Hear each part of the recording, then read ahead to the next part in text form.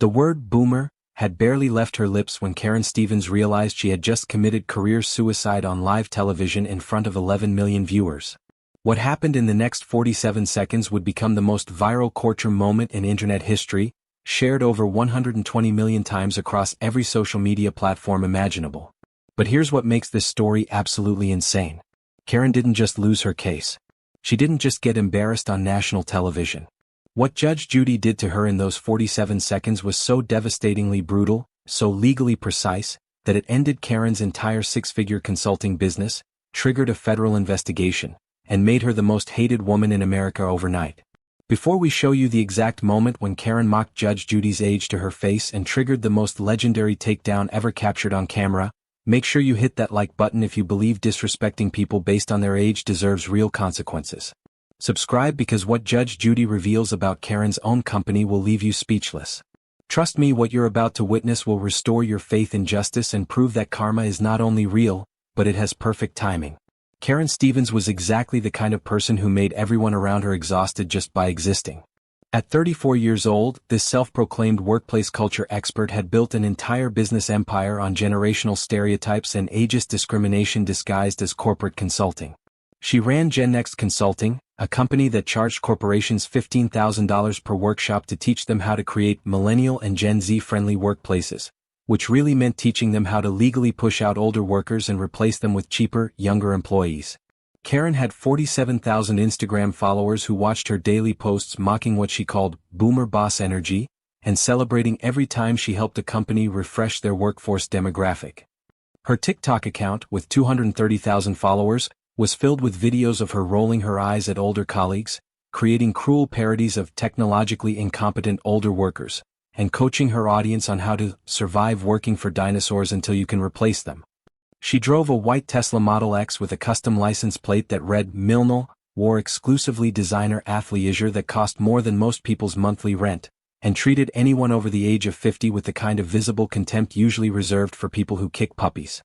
What made Karen truly dangerous wasn't just her obvious ageism. It was how she had monetized that discrimination into a thriving business that destroyed lives while making her wealthy.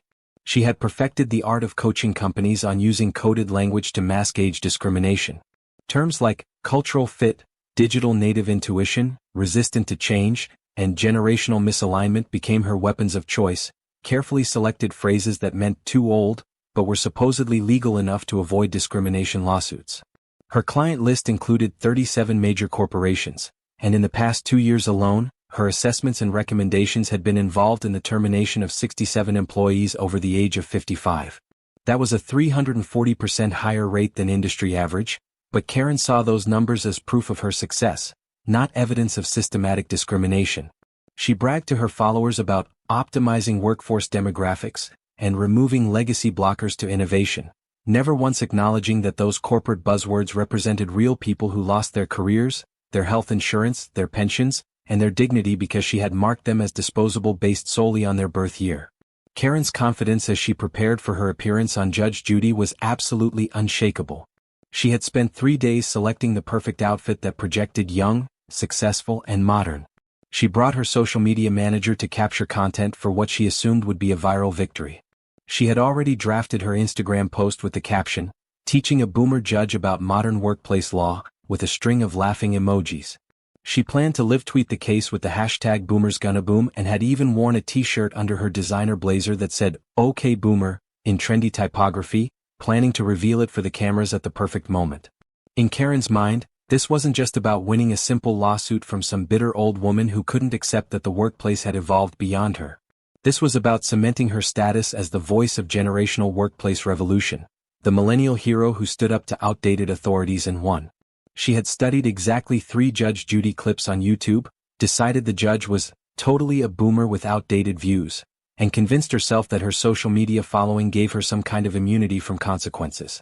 She had absolutely no idea that she was about to walk into the most devastating ambush of her life, or that the woman she was about to mock had already uncovered evidence that could send her to prison. Sitting across from Karen in that courtroom was Patricia Henderson, and the contrast between these two women could not have been more striking or more heartbreaking. Patricia was 61 years old, but she carried herself with the kind of quiet dignity that comes from 3.5 decades of hard work, integrity, and dedication to excellence. She had spent 35 years building an exemplary career in corporate marketing, rising from an entry-level coordinator position to vice president of digital marketing through sheer competence, adaptability, and an unrelenting commitment to staying current in an industry that evolved at lightning speed. She had survived and thrived through every technological revolution the business world had thrown at her. She learned desktop publishing when computers first entered offices in the 80s. She mastered email marketing when the internet transformed communication in the 90s. She became an expert in social media strategy when platforms like Facebook and Twitter emerged in the 2000s. At age 58, she had taken night classes to learn data analytics and artificial intelligence applications in marketing. At 60, she had created her company's most successful TikTok campaign, generating 3 million views and a 47% increase in brand engagement among consumers under 30. Patricia had mentored over 50 young professionals throughout her career, many of whom credited her with teaching them everything they knew about digital marketing. She had won multiple industry awards for innovation and had been featured in Marketing Week magazine as an example of how experience and adaptability create unstoppable leadership. Her performance reviews for the past 5 years had been consistently exceptional, with her most recent evaluation specifically praising her as the most digitally fluent leader in the organization, and noting her remarkable ability to bridge generational perspectives while driving cutting-edge strategy. She had a loving husband of 38 years, 2 grown children, and 4 grandchildren who adored her. She volunteered at the local library teaching seniors how to use smartphones and social media. She was, by every measure, exactly the kind of employee that any smart company would fight to keep. But Patricia's company had hired Karen's GenNext Consulting for a $75,000 workforce culture assessment, and that decision had destroyed everything Patricia had built. Karen's assessment report had been a masterpiece of coded discrimination. She had described Patricia as someone who lacks digital native intuition, despite Patricia's proven track record of digital innovation. She had written that Patricia was resistant to change, even though Patricia had literally led the company's adoption of 5 new marketing platforms in the past 3 years.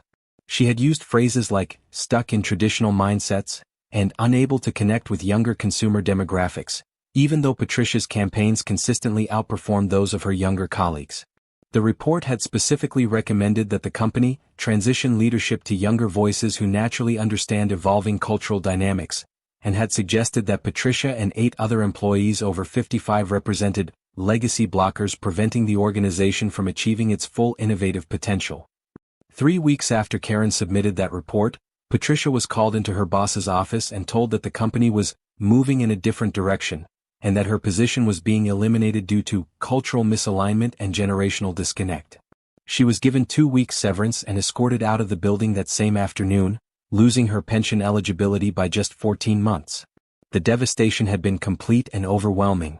Patricia had applied to 73 positions in the 6 months since her termination and had received exactly 0 offers despite her extraordinary qualifications. Every interview seemed to go well until they saw her graduation dates on her resume or met her in person and realized she wasn't the 28-year-old digital native they were hoping for. Her husband had been diagnosed with cancer 2 months after she lost her job, and without her health insurance, they were drowning in medical bills. They had already drained their savings and were facing the real possibility of losing the home they had lived in for 22 years. Patricia had stopped sleeping through the night, plagued by anxiety and the crushing weight of feeling disposable after giving 3.5 decades of her life to a career she loved. She had never imagined that at 61 years old, after doing everything right, working hard, staying current, and treating people with respect, she would be fighting just to survive because some 34-year-old with an Instagram account had decided she was too old to be valuable. But Patricia was a fighter, and she had spent the past 4 months building a case against Karen's company with the help of a civil rights attorney who specialized in age discrimination. She had documentation of everything: her exceptional performance reviews, her successful campaigns, her technology certifications, emails from colleagues praising her innovative strategies. And most importantly, she had Karen's assessment report with its barely disguised ageist language, and she had testimony from 6 other employees over 55 who had been terminated after Karen's involvement with their companies. Patricia had mortgaged what little equity remained in her house to afford this lawsuit, betting everything on the hope that justice still existed somewhere in a world that had decided she was worthless because of her birth year. The Judge Judy courtroom buzzed with its usual electric energy as cameras rolled and the audience settled into their seats, expecting another routine small claims dispute to unfold before their eyes. Production assistants made their final checks while the bailiff took his position near the bench, and Judge Judy reviewed her notes one last time with the focused intensity that had made her a television legend for over 2 decades. Nobody in that room had any idea they were about to witness a moment that would define courtroom television for an entire generation and spark a national conversation about age discrimination that would echo for months. Patricia Henderson entered first, wearing a modest navy suit that had probably been purchased a decade ago because she couldn't afford a new one after losing her income. Her hands trembled slightly as she clutched a folder containing her termination paperwork, performance reviews, and the evidence of 2 years of exemplary work that had been dismissed as worthless because of her age. She took her seat at the plaintiff's table with quiet dignity, her military-straight posture betraying the decades of professionalism that Karen's assessment had deemed obsolete and irrelevant. Karen Daniels strutted in moments later like she was walking a red carpet at a premiere instead of entering a courtroom to defend her discriminatory business practices.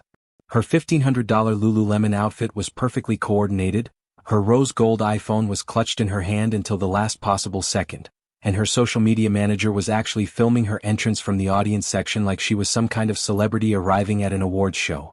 She didn't even glance at Patricia as she passed, treating the woman whose life she had destroyed with the same dismissive indifference she had shown throughout their entire nightmare interaction. She shot confident smiles at the camera, already imagining the viral content she would create from this appearance, completely oblivious to the fact that she was about to become viral for all the wrong reasons. Judge Judy opened the proceedings with her signature no-nonsense approach, her voice cutting through the courtroom air with surgical precision. She reviewed the basic facts of the case, noting that Patricia Henderson was suing GenNext Consulting for $400,000 in damages after Karen's assessment had resulted in her wrongful termination, the loss of her pension eligibility and catastrophic financial hardship that had pushed her family to the brink of losing everything they had worked their entire lives to build. Patricia's opening testimony was quiet and dignified, her voice cracking slightly with emotion as she described her 35-year career with genuine pride and passion. She laid out her technological competencies with specific examples, describing how she had learned every new platform and tool that emerged in her industry, how she had taught workshops on social media marketing to colleagues half her age, how she had created viral campaigns that generated millions in revenue for her company. She explained that she had been leading her department's digital transformation when Karen's assessment recommended her removal, that her performance reviews had been exceptional right up until the moment Karen decided she was too old to be valuable. When Patricia mentioned being just 14 months away from full pension eligibility when she was terminated, her voice broke completely and tears streamed down her face as she described watching her husband fight cancer without health insurance because Karen had decided that her birth year made her disposable. The emotion in the courtroom was palpable, with several audience members visibly moved by Patricia's testimony, but Karen's reaction was immediate and telling. She rolled her eyes so dramatically that the cameras caught every second of her contempt. She sighed loudly with exaggerated impatience, as if Patricia's pain was some kind of manipulative performance rather than genuine suffering. She checked her phone repeatedly, clearly bored by the testimony of the woman whose life she had destroyed, and she smirked when Patricia mentioned her age, as if the very concept of a 61-year-old woman having value was somehow absurd and laughable. Judge Judy noticed every gesture, every eye roll, every display of callous disrespect, and her expression began to harden into something that regular viewers recognized as the calm before a devastating storm. When Judge Judy finally gave Karen permission to present her side of the story, Karen didn't wait for the complete invitation before launching into her defense with the kind of condescending confidence that could only come from someone who had never faced real consequences for her behavior. She began lecturing Judge Judy about modern workplace dynamics, about how generational diversity required fresh perspectives, about how cultural fit was a legitimate business consideration. She pulled out her folder of printed articles and business school case studies like she was about to educate a child about concepts they couldn't possibly understand. She used phrases like digital native intuition and generational fluency with the certainty of someone who believed her corporate buzzwords were actual legitimate concepts rather than coded discrimination. Judge Judy listened with the patience of a predator waiting for the perfect moment to strike, asking seemingly innocent questions about Karen's qualifications, her research methodology, her understanding of employment law.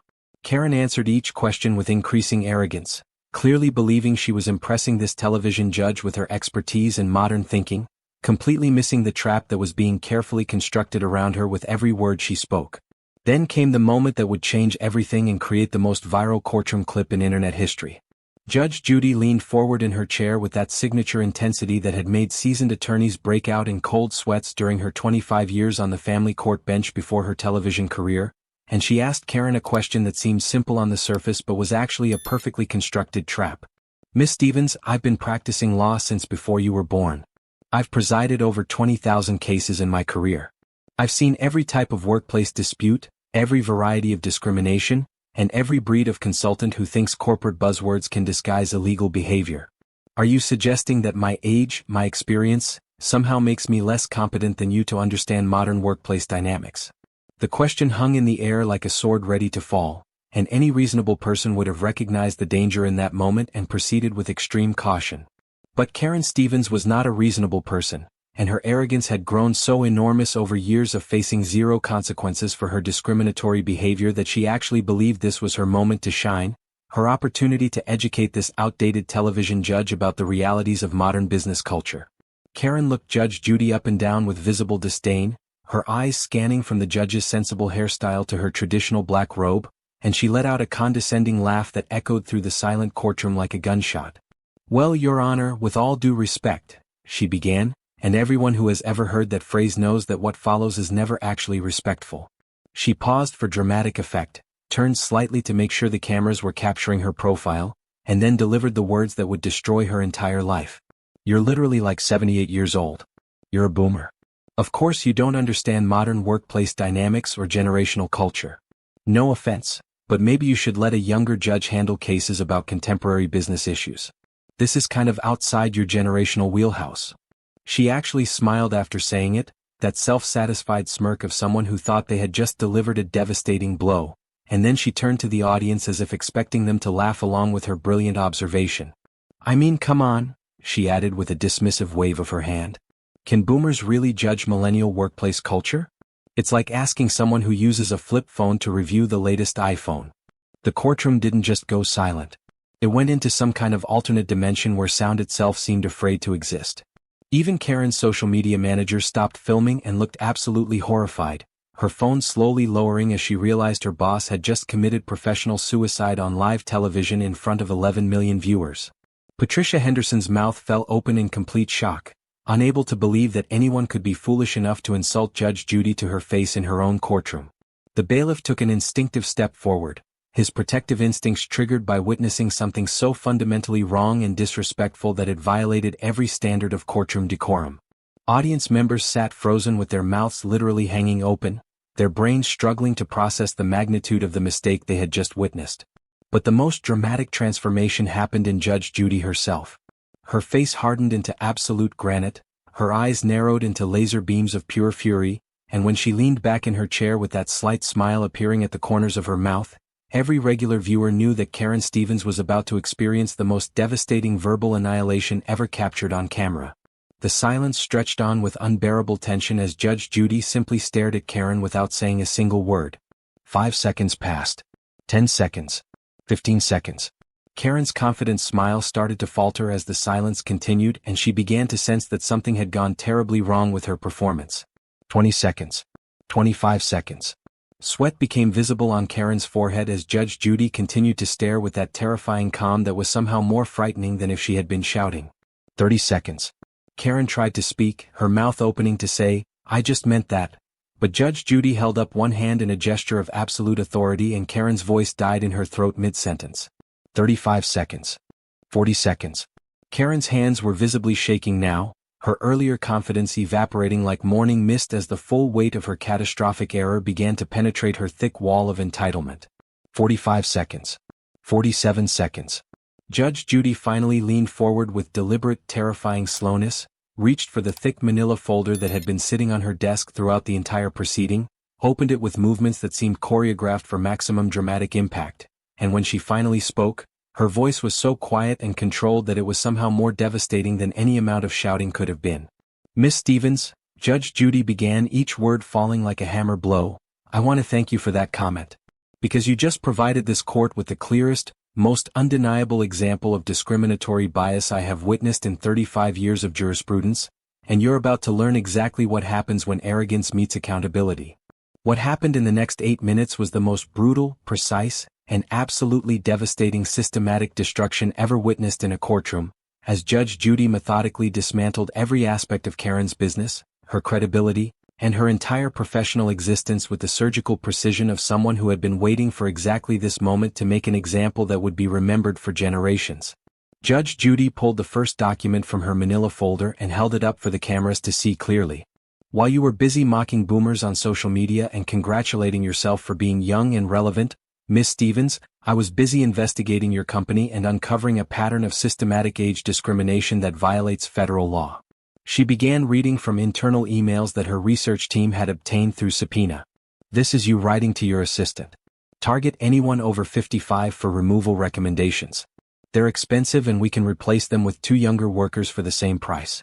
Healthcare costs drop significantly when you refresh the workforce demographic. Karen's face went completely white as Judge Judy continued pulling document after document from that folder, each one more damaging than the last. The Equal Employment Opportunity Commission has opened a federal investigation into GenNext Consulting for systematic age discrimination. 23 former employees have filed formal complaints about your practices. Your company has been involved in the termination of 67 workers over age 55 in the past 2 years alone, which represents a 340% higher rate than industry average. That's not coincidence, Miss Stevens.